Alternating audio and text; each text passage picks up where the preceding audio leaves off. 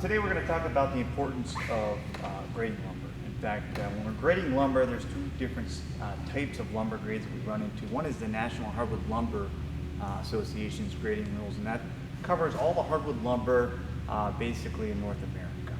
Okay. The other would be softwood grading, and there are several different agencies and associations that cover those types of grading rules for softwood and for pine. Today what we're talking about is hardwood lumber, and the importance of grade is that it really sets a standard. It sets a standard on quality, and based off quality, we can attach a price to it.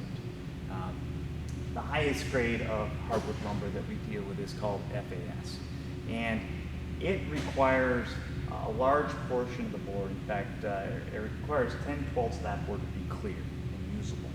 And that's important when lumber is sold, because the customer needs to know what they're buying and how much of the wood is going to be usable. So in this case, we have an FAS board, just a beautiful red oak board. Okay. Now again, it's standardized. So this is an FAS board, and it needs to meet several different grading criteria to make the grade. Now we would compare that to a lower grade board.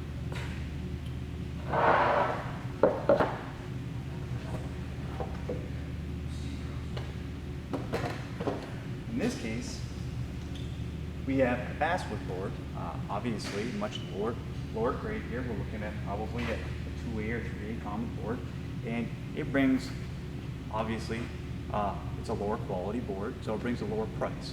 And so when the customer is buying from a sawmill, they need to know what they're going to be receiving. So again, the NHLA standard rules standardize the quality level of the board. So grading rules became important back in the 1800s. The settlers first moved across the United States, and the first thing they took was all the softwood trees. Okay, all the big white pine came down. Well, eventually, the only thing left over was hardwood, and people didn't really know what to do with it, and they started using it. They started using it for furniture. They used it for millwork. They had several different applications that all of a sudden they were able to use. Well, when hardwoods first started being produced, there was only one grade, and that was clear. Okay. There were no other grades, and so those grades were, that clear grade was shipped. Obviously back then it wasn't shipped as far as it is today, but there was no reason to have another grade because everything was clear. If it wasn't clear, they basically used it for firewood. But obviously that changed, right? As the hardwood supply started to get a little bit smaller, or started to decrease, now they're starting to ship lumber that had knots, and lumber started to get shipped to further distances. And further distances, so you had a buyer and a seller, and they might be in a different state. All of a sudden, they're receiving wood that wasn't clear. So in 1898, a group of lumbermen got together, and they tried to put some type of rules together to measure the quality of lumber, hardwood lumber.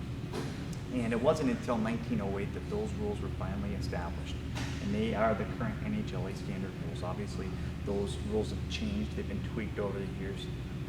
But that's when the NHLA was officially, when those rules were officially accepted by wholesalers and sawmillers, and they still hold today. In fact, again, standardization is very important for quality, and when you're shipping wood all over the world, a buyer in China needs to know exactly what they're going to be getting out of their wood before they receive it. So it's very much a global market out there, more so than it ever been in the past.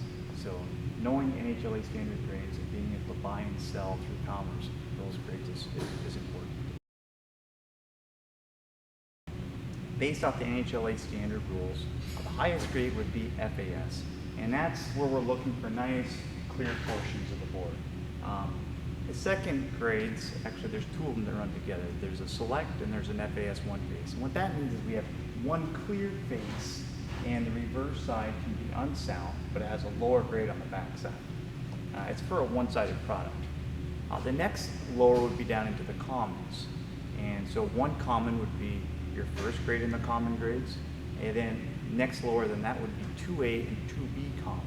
2A common references clear face cutting units, so clear wood, while 2B would be, we could have sound defects, like sound knots within those cuttings, or wormholes, something that doesn't structurally affect the structural integrity of the wood. Okay, it doesn't compromise the strength properties.